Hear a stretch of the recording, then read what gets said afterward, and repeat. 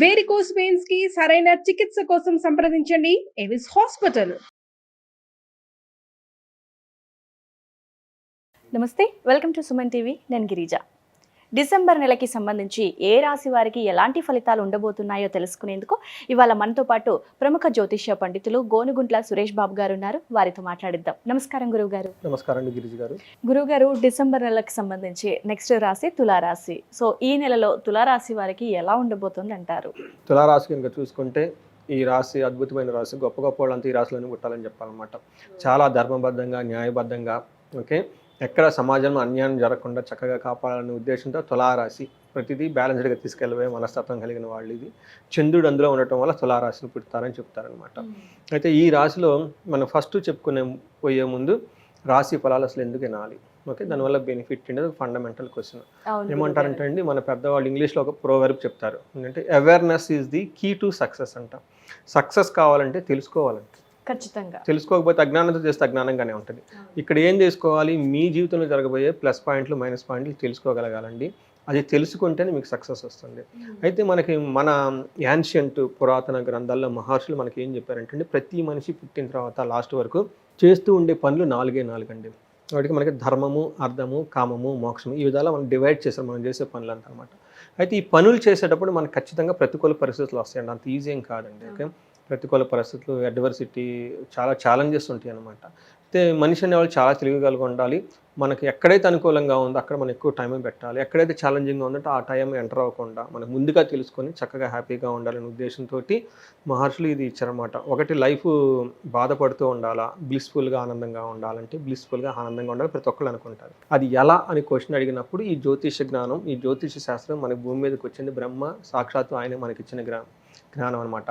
దీని ద్వారా మనం తెలుసుకొని లైఫ్ హ్యాపీగా ఉండొచ్చు. అయితే మీరు అడిగినట్టు విధంగా ఈ డిసెంబర్ మంత్లో ఎలా ఉండబోతుంది అంటే, డిసెంబర్ 15th నుంచి మనకి ధనుర్మాసం స్టార్ట్ అవుతుందండి. ఎందుకంటే సూర్యుడు ధనుర్మాసంలో ఎంటర్ అవడంతో చక్కగా ఇళ్ళే కాకుండా, ఓకే, బయట కాకుండా ఆ వీధి అంతా, ఊరు అంతా శోభాయమానంగా ముగ్గులతోటి, గొబ్బెమ్మలతోటి, పండగ వాతావరణంతో ఉండే ఈ ధనుర్మాసంలో మనకు స్టార్ట్ అవుతుంది. మనకి ఈ తులారాశి కనుక మనం చూసుకుంటే ఫస్ట్ ఇందులో చిత్త 3, 4 పాదాలు, స్వాతి 1, 2, 3, 4 పాదాలు, విశాఖ 1, 2, 3, 4 పాదాలు కలిగిన, విశాఖ 1, 2, 3 పాదాలు కలిగిన వాళ్ళంతా మనకి తులారాశి కింద వస్తారు. అదే మనం పేరు బలం కనుక చూసుకుంటే వీళ్ళకి రా, రీ, రు, రే, రో, తా, తీ, తూ, తే, ఈ అక్షరాలు మోరార్లాస్ ఈ సౌండ్తో ఉన్న పేర్లందరూ కూడా మనకి తులారాశి కింద వస్తారనమాట. ఈ తులారాశి వాళ్ళకి 4 యొక్క గ్రహాలు చూసుకొని వాటిని స్థితిని బట్టి రిపోర్ట్ చేయడం జరిగిందనమాట. ఫస్ట్ సూర్యుడు ధనుసు రాశిలో 15th ప్రవేశిస్తున్నారు. తర్వాత వీళ్ళకి శుక్రుడు మకర రాశిలో ఉన్నారు. ఇది డిసెంబర్ 2 నుంచే ఉంటున్నారు. తర్వాత కుజస్తంభన జరిగి లాస్ట్ మంత్, ఈ మంత్, వచ్చే మంత్ అంతా కర్కాటక రాశిలో మనకి శుక్రుడు, కర్కాటక రాశిలో కుజుడు ఉంటారండి. తర్వాత బుధుడు వచ్చేటప్పుడు వృశ్చిక రాశిలో ఉంటూ ఉన్నారు, తిరోగమన స్థితిలో ఉన్నారు. ఈ 4 గ్రహాలను అనుసరించి వీళ్ళకి ఎలా ఉందో మనం చూద్దాం. మనకి సూక్ష్మ గోచారం అని చెప్పేసి జ్యోతిష శాస్త్రంలో ఒక కాన్సెప్ట్. ఇది ముఖ్య అంశాలలాగా అన్ని ఇంపార్టెంట్ థింగ్స్ని ఒకేసారి చెప్పేస్తాయి. వీళ్ళకి ఫస్ట్ 10 days 15 days ఎలా ఉంటుందంటే, ధనచ్ఛేదం, శుచం, శ్రియం, విభూతి. అంటే ఒక రకంగా చెప్పాలంటే వీళ్ళకి ఫస్ట్ 15 days ధనం, రావాల్సిన ధనం అందినట్టు అందకుండా పోయే అవకాశం ఎక్కువగా ఉంది, కానీ ధనం అయితే ఉంటుంది. తర్వాత వీళ్ళకి ఓవరాల్గా ప్రాస్పెరిటీ, విభూతి చాలా బాగుంటుంది. వీళ్ళకి కొంచెం మనసులో బాధపడే సిచ్యువేషన్స్ కూడా వచ్చాయి ఫస్ట్ 15 days. నెక్స్ట్ 15 days ఎలా ఉంటుందంటే, లక్ష్మీ, శుచం, శ్రియం, సుఖ, సుహృతాభివృద్ధి చాలా బాగుంటుందని చెప్పుకోవాలి. ఏమని చెప్పాలంటే, ఫస్ట్ ఏ పని చేసినా సక్సెస్ వస్తుంది. తర్వాత మనసులో కొంచెం బాధపడే అవకాశం ఎక్కువగా ఉంది. వీళ్ళకి ఫ్రెండ్స్ నుంచి రావాల్సిన సహాయం అందకుండా ఇబ్బంది పడే అవకాశం ఎక్కువగా ఉంది. తర్వాత టయానికి డబ్బులు రాకుండా పడే ఇబ్బంది కూడా అవకాశం ఎక్కువగా ఉంది. కాబట్టి వీళ్ళు కొంచెం ఇంపార్టెంట్ పనులన్నీ ఒక్క 10 days మధ్యలో 15th to 25 ఈ డేస్లో పోస్ట్పోన్ చేసుకుంటే చాలా మంచిది. తర్వాత అంటే కొంచెం అగ్రిమెంట్లు చేయటం, పెద్ద చేయటం, ధనం ఖర్చు పెట్టడం, ఈ టైంలో వీళ్ళు ఆధ్యాత్మికంగా ఉండగలిగితే చాలా బాగుంటుంది. సో వీళ్ళకి సూర్యుడు వచ్చేటప్పుడు వీళ్ళకి మిక్స్డ్ రిజల్ట్ని తీసుకొస్తున్నారండి. చాలా మంచి అదృష్టాన్ని తీసుకొస్తున్నారు. చాలా ఛాలెంజెస్ కూడా ఉన్నాయి.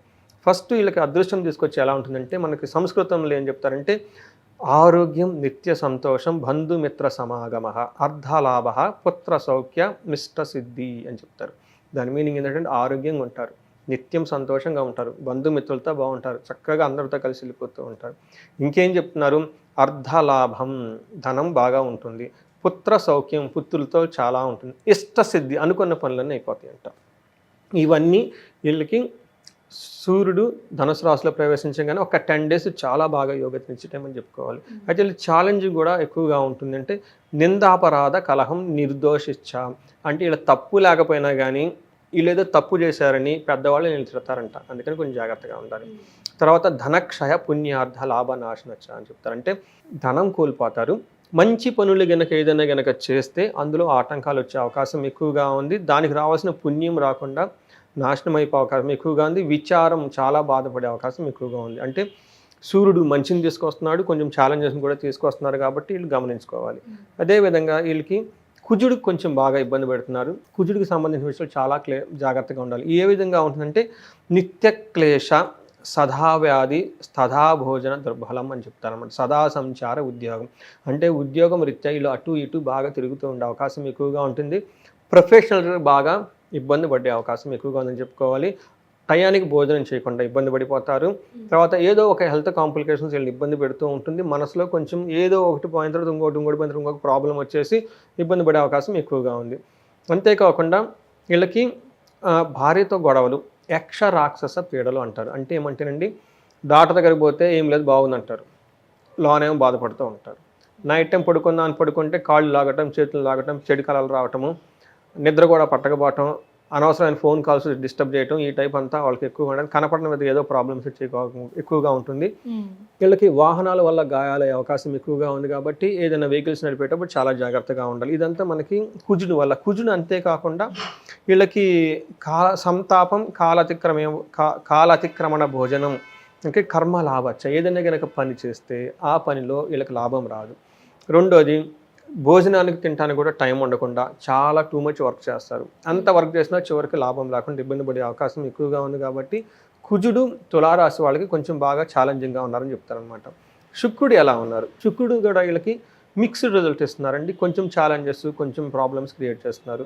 శుక్రుడు ఏ విషయంలో వీళ్ళకి ఛాలెంజింగ్ ఉంటుందంటేనండి, స్వబుద్ధి, బంధు సన్మానం, స్త్రీ సంభాషణ సంభ్రమ, పుత్రమిత్ర కళాత్రి విద్యాగోష్ఠు అని చెప్తారు. అంటే వీళ్ళకి శుక్రుడు ఏం చేస్తున్నారంటేనండి, స్త్రీలతో మాట్లాడటానికి ఆసక్తిని క్రియేట్ చేస్తారు. పుత్రులతోటి, మిత్రులతోటి, బంధువులతోటి చాలా చక్కగా ఉంటారు. విద్యాగోష్ఠులు, హైయర్ ఎడ్యుకేషన్ గురించి మాట్లాడుకోవటం, తర్వాత పురాణ వాళ్ళ గురించి మాట్లాడుకోవటం, మంచి మంచి విషయాల గురించి మాట్లాడుకుంటూ ఉంటారు, సంతోషంగా ఉంటారు. అయితే వీళ్ళు 4th హౌస్లో 10th హౌస్లో కూడా ఉండటంతో కొంచెం ప్రొఫెషన్ రిలేటెడ్ మ్యాటర్స్లో స్త్రీల ద్వారా, లేదంటే ఆపోజిట్ సెక్స్, లేడీస్ అయితే జెంట్స్ అయితే వాళ్ళకి ఆపోజిట్ సెక్స్ ద్వారా కొంచెం ఇబ్బంది కలిగే సిచ్యువేషన్స్ ఎక్కువగా తీసుకొని వస్తున్నారు కాబట్టి చాలా జాగ్రత్తగా ఉండాలి. వెకులం, ఎప్పుడు ఏదో ఒక బాధపడటం, స్త్రీ సౌఖ్యం లేకపోవటం, అవమానం, వ్యవహారాలలో ఏదైనా కనుక స్టార్ట్ చేస్తే అపచయం కలగటము, ఇవన్నీ మనకి 10th హౌస్ ద్వారా శుక్రుడు వీళ్ళకి మిక్స్డ్ రిజల్ట్స్ తీసుకొస్తున్నారండి. ఒక రకంగా చూస్తే మనకి ఈ తులారాశి వాళ్ళకి 40% బాగుంది, ఒక 60% చాలా అనుకూలంగా లేదు, చాలా జాగ్రత్తగా ఉండాలి అనేది మనకు చూపిస్తుంది అనమాట. మనకి అంగగోచారం అని ఇంకొక కాన్సెప్ట్ ఉందండి జ్యోతిష శాస్త్రంలో. వీళ్ళకి ఏం చెప్తారంటే, ఈ జ్యోతిష శాస్త్రం చిత్తా నక్షత్రం వాళ్ళకి స్వాతి, విశాఖ, ఈ 3 ఇందులో ఉంటాయి. ఫస్ట్ చిత్తా నక్షత్రం కనుక చూసుకుంటే వీళ్ళకి చాలా బాగుందని చెప్పుకోవాలి. ఎలా బాగుందంటే ఐశ్వర్యం ఉంటుంది, జయం ఉంటుంది, క్షేమం ఉంటుంది, ధనలాభం ఉంటుంది. కానీ వీళ్ళకి ఎక్కడో ఒక చోట భయపడే సిచ్యువేషన్స్ వస్తాయి కాబట్టి చిత్తా నక్షత్రం వాళ్ళు చాలా డేర్గా కాన్ఫిడెంట్గా ఈ మంత్ ఉండొచ్చు, భయపడకుండా. స్వాతి నక్షత్రం చూసుకుంటే వీళ్ళకి ఐశ్వర్యం ఉంటుంది, జయం ఉంటుంది, అతిగా భయపడే ఆలోచనలు ఎక్కువగా ఉంటాయి, ధనలాభం చాలా బాగుంటుంది. అయితే వీళ్ళకి భయము, అతి భయం, టూ మచ్ టెన్షన్ పడిపోయే అవకాశం సిచ్యువేషన్స్ ఏవో రాబోతున్నాయి కాబట్టి స్వాతి నక్షత్రం వాళ్ళు కొంచెం కేర్ఫుల్గా ఉండాలి. విశాఖ నక్షత్రం వాళ్ళని కనుక చూసుకుంటే వీళ్ళకి చాలా బాగుంది. అయితే ఏ విషయంలో బాగుంటే ఐశ్వర్యం, ధనానికి సంబంధించి చక్కగా బాగుంటుంది. తర్వాత వీళ్ళకి సంపదలు చాలా బాగుంటుంది, ధనలాభం బాగుంటుంది, విపరీతమైన ధనలాభం ఉంటుంది, ధనాన్ని ఫ్లో వీళ్ళకి వచ్చేస్తుంది.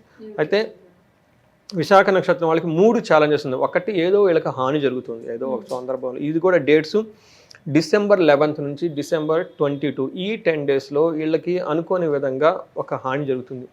దాని ద్వారా చాలా భయపడిపోతారు. అది అవుతుందో లేదో అని ఇంకా టూ మచ్ భయం కలిపే సిచ్యువేషన్స్ అన్నీ రావచ్చు. కాబట్టి ఈ విశాఖ నక్షత్రం వాళ్ళు కొంచెం కేర్ఫుల్గా ఉండాలి ఆ 10 daysలో. అయితే మనకి మృత్యు నక్షత్రాలు అంటారు. ఈ నక్షత్రం బట్టి కనుక మనం చూసుకుంటే చిత్తా నక్షత్రం వాళ్ళకి సూర్యుని వల్ల ప్రాబ్లం, అధికారం వల్ల ప్రాబ్లం ఉంటుంది. స్వాతి నక్షత్రం వాళ్ళు చాలా కేర్ఫుల్గా ఉండాలి. ఎందుకంటే శని వల్ల ఒక ఇంపాక్ట్, సూర్యుని యొక్క ఇంపాక్ట్ కూడా వాళ్ళ మీద పడుతుంది. 2 క్రూర గ్రహాలు కాబట్టి.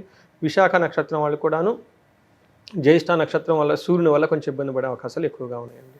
ఓకే గురుగారు, అయితే ఇప్పుడు మీరు రాశితో పాటు నక్షత్ర పరంగా కూడా వివరణ ఇచ్చారు కదా.